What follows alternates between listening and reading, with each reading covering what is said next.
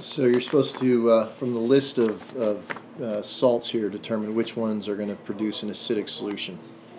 And it comes down to comparing the Kb value to the Ka value involved. So I'm doing an example here of the second one, the hydrogen oxalate ion. And I want to look at that as it's becoming a base. Right? If it's going to act like a base, I need to calculate the Kb. So we know that Ka times Kb is Kw. The trick is, well, what Ka do we use here? Well, Kw is 10 to the negative 14th, but we need to use the Ka for the oxalate ion, the C2O4 2- ion, which is 6.4 times 10 to the negative 3. Sorry, negative 5, unless I can't read through what I've written there. So when you calculate the Kb value there, after I punch this into my calculator, hang on just a second.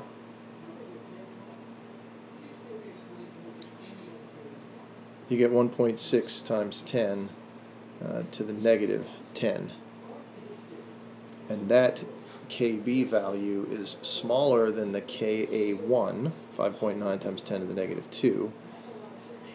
Therefore, the solution should be acidic, because the equilibrium is going to go farther to the right than it is to the left. Right? You're comparing that equilibrium. Which one will dominate, the hydrogen oxalate ion and its dissociation, or the oxalate ion acting like a base and grabbing protons? And you have to compare the equilibrium constant of the forward and the reverse reactions in order to do that.